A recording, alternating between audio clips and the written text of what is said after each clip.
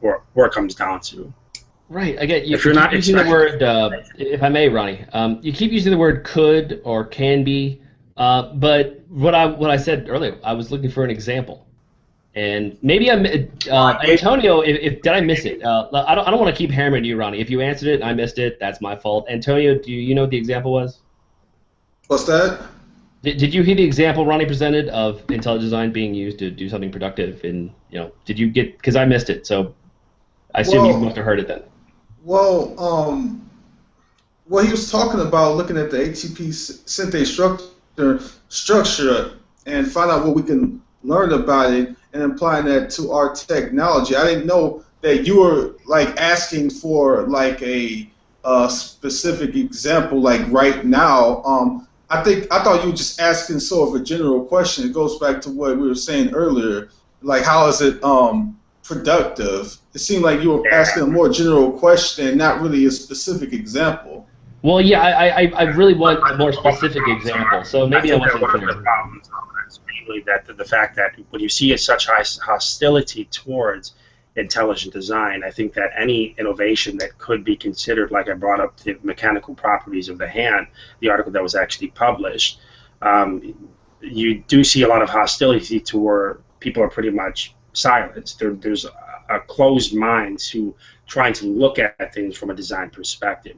So obviously, when there's a lot of work that needs to be done in this area to look at things from a design perspective, but if we look at what's actually happening from the perspective of these people that are dealing with robotics, they're already looking at things from a design perspective and applying that technology out to their own and making technology better. That's why I used that as an example earlier, because they're looking at things from the same angle that ID proponents are looking at, and they're gaining from their own technology. And I already gave you a couple of other examples too, to where how it would become innovative by looking at the things inside of the cell, like the ability for the bacterial flagellum, for example, being able to turn counterclockwise. I actually think that there's already investigation on that where they're trying to apply that to our technology as well. So there's a lot of different examples out there, but I think the main point being is that evolutionary theory, as long as it's been around here on I don't know, 160 or 70 years or so, it's never been innovative in anything at all, whether in medicine or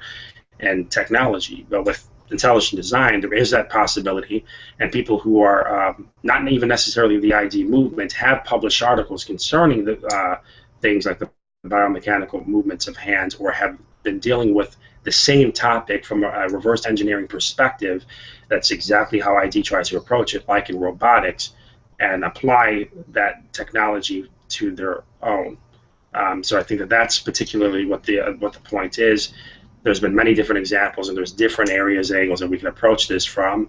Either way, the question is being answered, and I think it shows that intelligent design is productive, or evolution isn't. I mean, also, just this past year, just some months back, Stephen Meyer and what was his name? I can't remember the guy's name off the top of my head, but it was an evolutionist. But anyway, he was questioning predictions of intelligent design, and he gave an example that I remember off the top of my head, talking about junk DNA, and the prediction was that given the intelligent design position, that they predicted that what was said to be junk DNA wasn't really junk, and was stuff that was really useful. And that's what they found out, that the junk DNA that was originally said to be junk DNA wasn't really junk. And that was a prediction that was successfully made because of intelligent design. Right.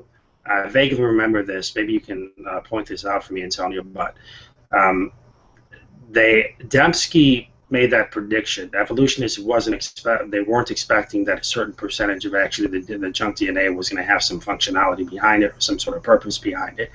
Dembski expected it for a long time. After it was discovered that there was actually functionality behind it, I don't remember who the scientist actually was, but he actually ended up crediting some of the expectation to Dembski and some of the other ID proponents directly. So we see this situation to where more so their views on this situation of the sequences of or the junk DNA having some sort of functionality behind it to a certain percentage, they basically ignored. They basically weren't paid attention to. But their prediction was actually came true, at least to an extent. There is some functionality. There's a lot of functionality that is still not really known, but there was some functionality discovered, and it fell in line with the prediction that was actually made by IT proponents. But of course, we didn't see an article published about the particular issue because people just they have a closed mind to when it comes to intelligent design. I think that's actually another problem with evolutionary theory. I think that because they're not really treating the situation like science, more so shunning out opposing views, they were basically closed off to what was being expected later on down the line, and it sort of. Go ahead. Yeah, I had a couple questions. One is, I put a statement up there. I want to see if you agree with it. You believe that intelligent design would be more productive and useful than the evolutionary model, but so far it hasn't produced any results yet for various reasons. Would you agree with that? No, it has proven results. There have been predictions that have actually been made. There have been. I mean, for by example, results, I brought up robotics. Something like for instance, general relativity is why we have GPS. That's like a real obvious example of a model producing results. So does intelligent design have something like that yet? What robotics? Like, yes. What prediction of intelligent design led to some robotic advancement? Robotics. But this was not. Hold on one second. My issue is that robotics is far too general for me to really get anything out of that. So that's why I wanted something specific. If you don't have something specific, that's fine. What do you mean far too? I'm trying. You gotta let me talk. You're just trying to dismiss anything he's saying. No, I'm not dismissing it. I'm kind of trying to dig a little deeper, actually. I'm not dismissing it. I mean, robotics is yeah, the delay is here, Ronnie. Sorry.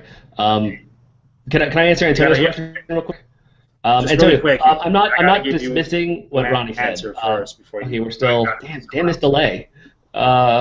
You know what, I'll just be quiet for a second. You go ahead. Okay, so yeah, okay. So the point being is that when you're looking at robotics is looking at things from the exact same perspective that ID proponents look at things, from a reverse engineering perspective. Anybody and everybody out there that disagrees with that, go to the ID sites and look at what they are claiming and why they are making the predictions. As a matter of fact, I actually might pull it out for a second so that you guys can get a better idea of it.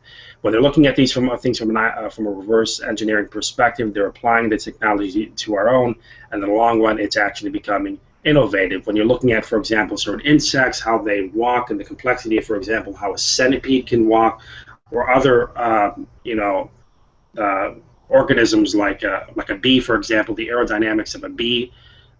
Very complex. We can learn from that and make some better equipment of our own. A hummingbird, you can look at it from the perspective of a hummingbird, how they can fly and go in different directions.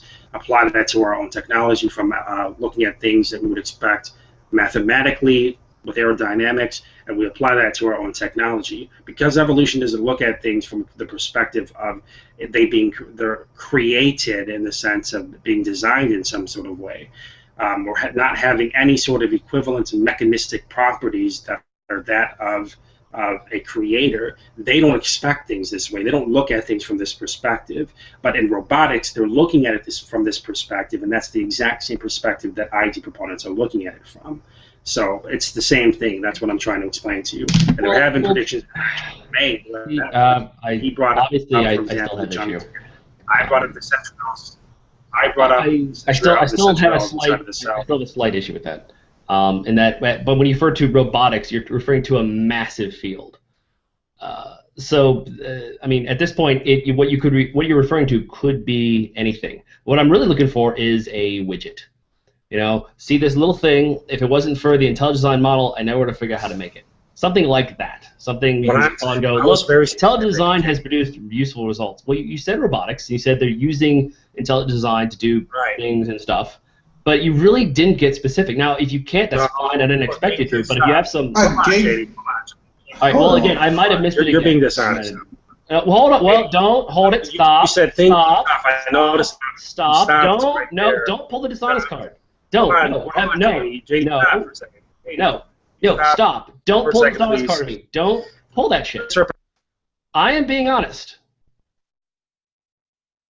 I may be wrong, but I'm not dishonest. Learn the fucking difference. All right.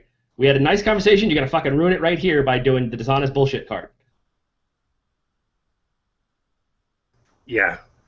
Yeah, I had to kick him, guys. He's muted me, and then he tried to be dishonest. He was being dishonest, and we all clearly heard what just happened right there. He goes, things and stuff. He stopped when I brought up the centipedes and the things that are actually found inside of nature. Things and stuff. It's kind of interesting how he tries to stop right there. When I'm talking about robotics, I'm obviously talking about observing the phenomena and the functions and mechanistic properties of things that we're seeing inside of nature. That's what I'm talking about, and looking at things from a reverse engineering perspective. So you can't just sit over here and try to have a discussion with somebody, ignore what they're telling you, and just continue going on. You guys see what I'm saying? I mean, he's just confirmed exactly what I said earlier. That was dishonest. I mean, when you're talking with somebody, you have to deal with what they say. If you keep on swerving around what they're saying because you don't like what's being said, you're never going to refute what they're saying. You're never going to deal with what's actually being talked about. And as we can see, I mean, that's exactly what he was trying to do right there. And he had to play stupid, mute me so I couldn't point out where he was playing stupid. And in the long run, I was forced to eject him. So, yep, that's it. What's going on, Antonio? What did you think about all that nonsense? Yeah, man. I don't know where he was going most of the time, because then he would ask like these general questions, and then he wouldn't like be specific in what he was saying, and he was like, well, I'm actually looking for a specific example, and then we'd talk about things like innovation, with looking at the ATP synthase structure and learning things from it and innovating from it. And then he'll say things like, well, what about something right now? It just seems like we wasn't really getting anywhere. And then I gave a clear example of a prediction that was made, and he was like, well, that wasn't a prediction, because I guess the counter to it was that they already knew that the stuff that was said to be junk DNA actually had function, which I don't really know where they got that from, because he was given several predictions. He was given at least 5 or 6 different predictions, and then we're pointing out things from a design perspective with robotics. He said that was too vague or too broad. Robotics has to do with a lot of things. Ignore the fact that I was being very specific, dealing with robotics, dealing with nature, where we're trying to learn from how, for example, centipedes, how they walk, the complexity of how they walk, and, for example, hummingbirds, for example, or the aerodynamics of bees. You're looking at that from a design perspective, but he wasn't hearing that. He wasn't paying attention to that. It was like he was just ignoring it. He had his blindfolds on and was trying to be critical of intelligent design. He didn't realize that if he didn't approach it from the argument that was being presented to him, he wasn't going to be able to refute anything. On top of that, you notice one thing that he did. He claimed that, well, with evolution, we have so many examples of innovation like this. Well, with evolution, yes, but not with evolutionary theory, you don't see anything like that. When you're looking at it from an evolutionary perspective as well, I think that it causes people to be closed-minded and keeps them from being able to look at certain things. He even actually tried to get around the issue by using general relativity, or what did he say? Did he say quantum mechanics? I don't remember specifically, as an example of innovation, like satellite dishes and so on. That's not evolutionary theory, is it, bud? So I guess because you aren't even able to recall on anything with the evolutionary theory, you know yourself that it's not possible. There's nothing being beneficial from an evolutionary theory.